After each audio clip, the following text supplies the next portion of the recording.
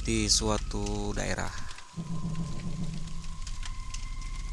tepatnya di salah satu kampung yang berada di Jawa Barat. Di sana terdapat satu keluarga kecil yang kehidupan kesehariannya terbilang susah, dengan penghasilan yang minim dan terkadang tidak ada penghasilan sama sekali.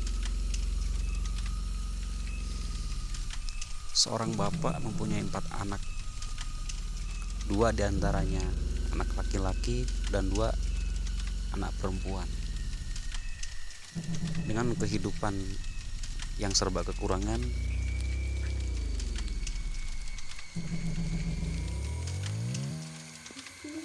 selalu dicemooh, bahkan tidak jarang keluarga tersebut dihina oleh saudara dan tetangga-tetangganya, saking kehidupannya yang miskin.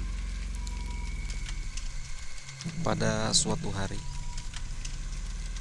si bapak tersebut, saya katakan si bapak itu berinisial C,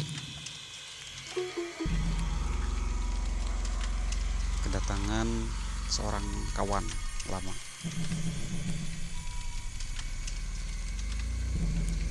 Dengan begitu megah dan gengsi, si kawan C tersebut datang.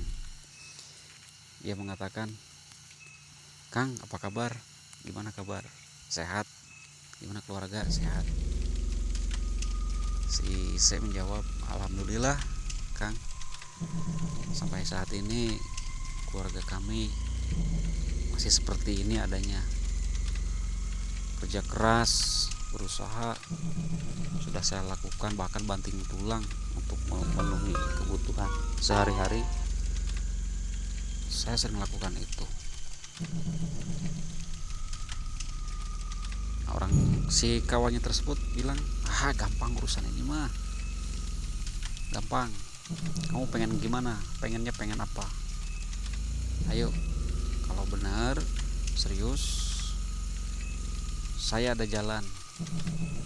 Dan caranya juga tidak perlu harus banting tulang."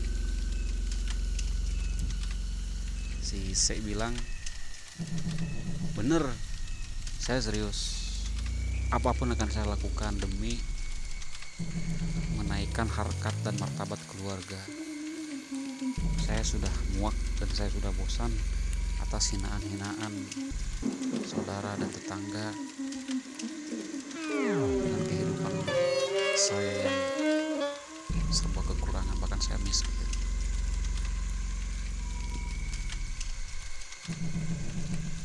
Tidak lama kemudian, 2 orang tersebut berangkat ke suatu tempat yang berada di lereng Gunung Salak 2.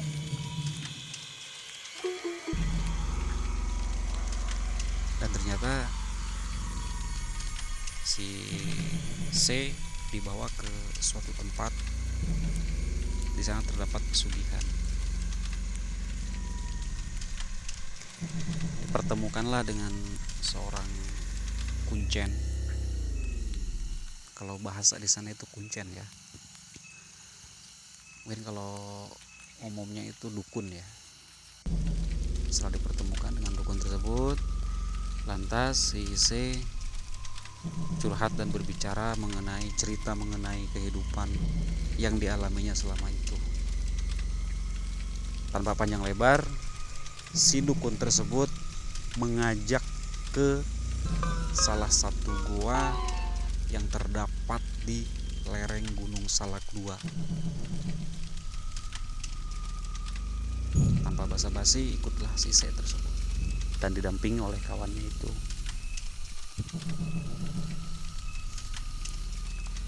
Dengan berbagai macam persyaratan, sesuguhan, sesajen-sesajen yang begitu lengkap, akhirnya terjadilah suatu ritual di sana.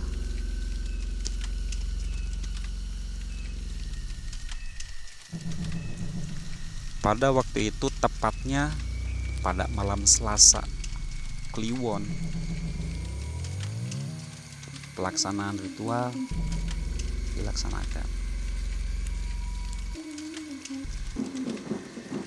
Si dukun tersebut mengajaknya ke dalam gua, dan di sana dipertemukanlah dengan sesosok makhluk manusia, tapi dibungkus oleh kain kafan.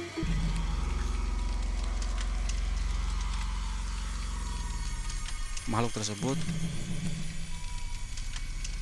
berbicara, menanyakan kepada si C, kenapa kamu kesini? Mau apa kamu kesini? Apa maksud dan tujuan kamu kesini?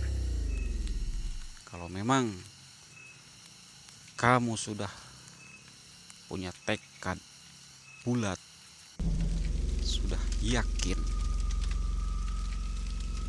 silahkan, saya bisa penuhi apapun keinginan kamu. Si makhluk tersebut mengatakan seperti itu. Si C menjawab, saya yakin, seyakin-yakinnya datangnya saya ke sini untuk melaksanakan pesugihan, meminta harta, meminta uang, supaya kehidupan kami kaya raya. Nah, disitulah terjadilah suatu ritual. Si makhluk tadi itu hilang begitu saja setelah dilaksanakannya ritual. Selesai ritual, makhluk tersebut, saya katakan manusia, dibungkus oleh kain kafan. Itu pocong, tapi tinggi gede, dia tinggi besar. Pocong tersebut tuh tinggi besar, gede.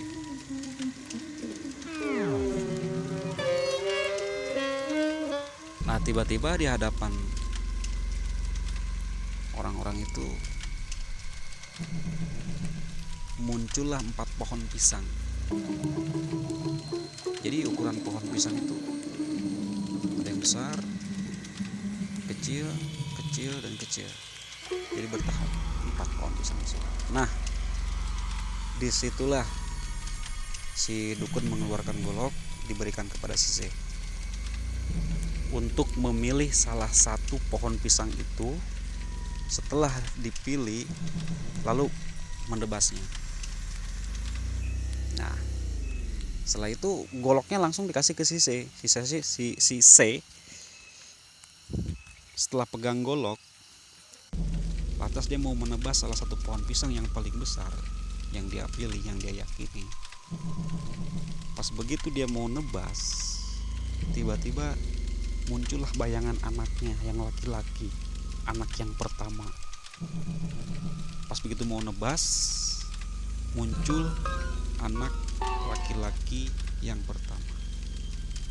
Di bayangan itu si anak laki-laki tersebut bilang, "Pak, jangan lakukan ini, jangan lakukan ini." Nah, akhirnya tidak terjadilah penebasan. Lalu si C bertanya kepada si dukun, "Bah, kenapa tiba-tiba muncul bayangan anak saya yang paling besar pas saya mau nebas pohon pisang ini yang saya pilih?" Lantas si dukun bilang, "Iya, itu adalah anak kamu. Pohon pisang yang paling besar adalah anak pertama kamu. Pohon pisang yang kedua dari yang besar itu adalah anak kedua, dan seterusnya. Ini pohon pisang yang paling kecil adalah anak perempuan kamu yang paling kecil. Silakan kamu pilih. Kamu mau nebas yang mana?" Nah, setelah mendengar kalimat itu, si C langsung mengurungkan niatnya. Dia tidak jadi menebas.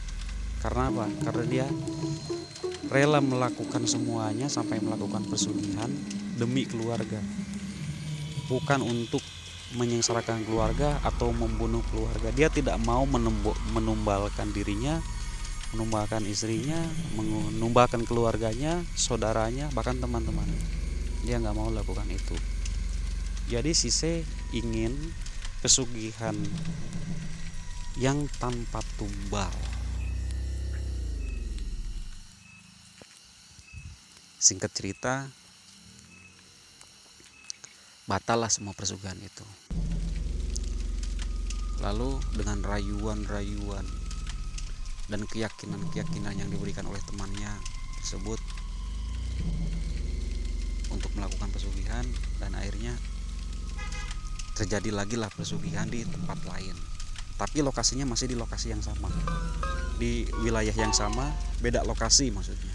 Pindah ke lokasi lain tapi wilayahnya wilayah yang sama, jadi nggak jauh dari lokasi yang pertama. Nah, disitulah terjadi pesugihan. Sise menyugih atau menyuguh masih tetap ke pocong. Nah, singkat cerita, setelah terjadilah pesugihan, Sise tersebut diberi jaket. Jaketnya itu warnanya putih, lusuh, seperti yang sudah kena tanah, panjangnya sekitar selutut. Tapi dia tidak pakai sleting dan ada cindung buat kepala. Nah, si dukun itu bilang begini, kalau kamu pakai jaket ini, kamu bisa menghilang dan kamu bisa mengambil apapun yang kamu mau, termasuk uang, emas, harta, dan lain sebagainya. Nah, esoknya terjadilah aksi.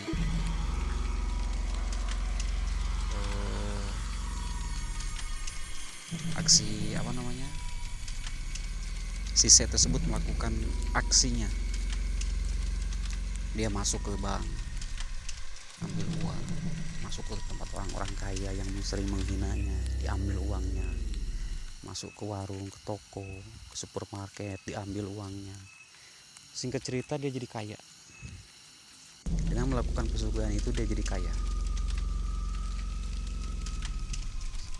Setelah dia kaya, mobil punya, rumah punya, sawah punya, harta benda punya, tapi tetap dia masih terus melakukan pesugihan itu. Bahkan hampir setiap malam dia beroperasi untuk mencuri harta, uang yang ada di kota. Suatu saat Sise pulang pagi-pagi ke rumahnya, lantas dia capek, lalu dia tidur. Jaket yang dipakai Sise itu dia digantung di paku belakang pintu. Nah, anaknya yang paling kecil bangun. Lantas dia lihat jaket yang digantung oleh ayahnya itu jatuh ke bawah. Terus sama si anaknya yang paling kecil tuh diambil. Mungkin pada waktu itu kan dingin, karena memang pagi-pagi betul, katakanlah jam 3 apa jam 4 gitu, dingin, dini hari. Diambil jaket itu tuh sama anaknya tuh. Dia dingin, dipakai kayak macam buat selimut gitu, dipakai. Nah, dari situlah mulai terjadi. Anak tersebut berubah menjadi pocong. Nah, setelah dia berubah menjadi makhluk itu, anak itu langsung keluar, tiba-tiba terbang keluar, gentayangan kemana-mana.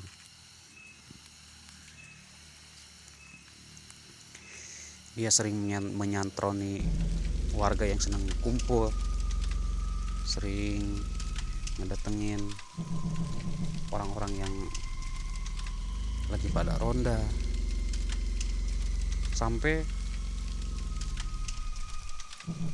kampung tersebut mencekam karena adanya sosok pocong yang sering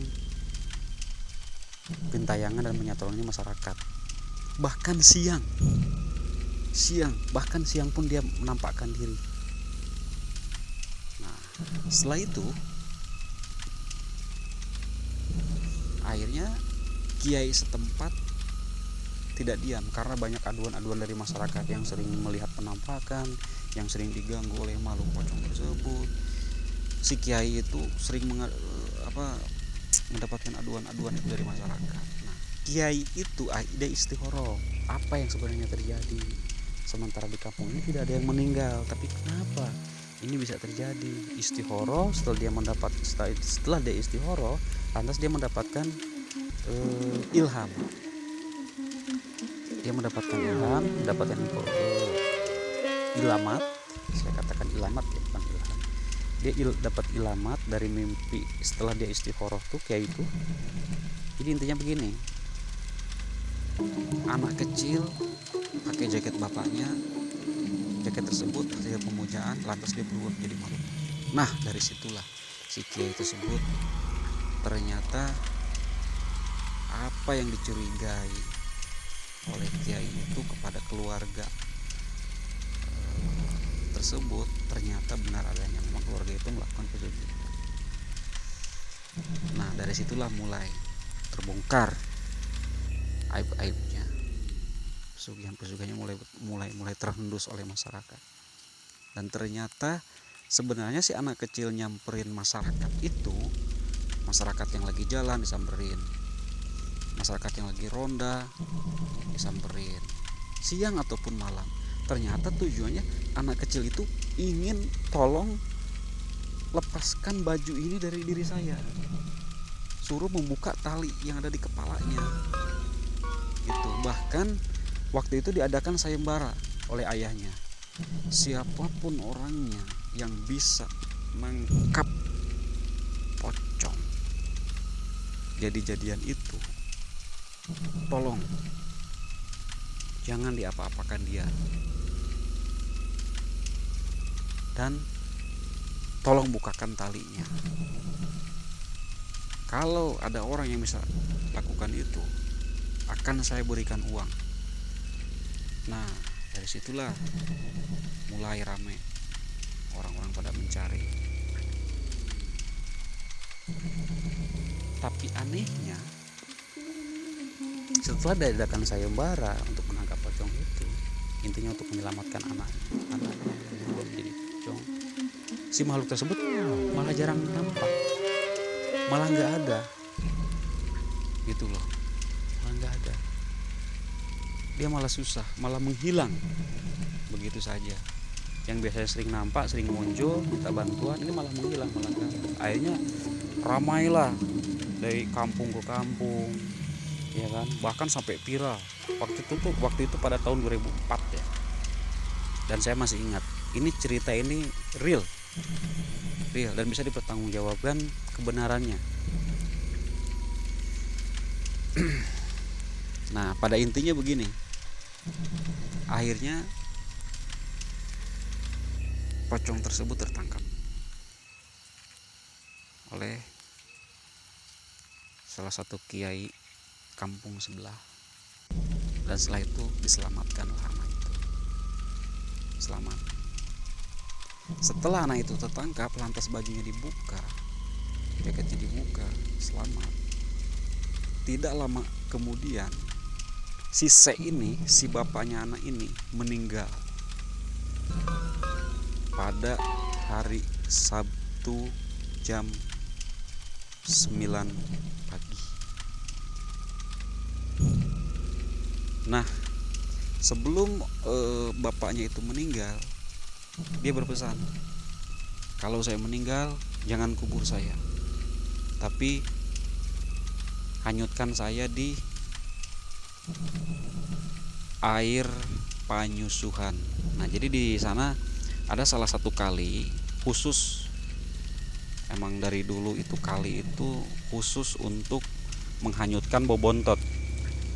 Kalau Sunda bilang bobontot itu adalah mayat orang yang muja meninggal. Nah, Itu Bobontot namanya. Nah itu namanya kali tersebut tuh kali Panyusuhan. Ada batunya, ada di sana rata, batunya ada.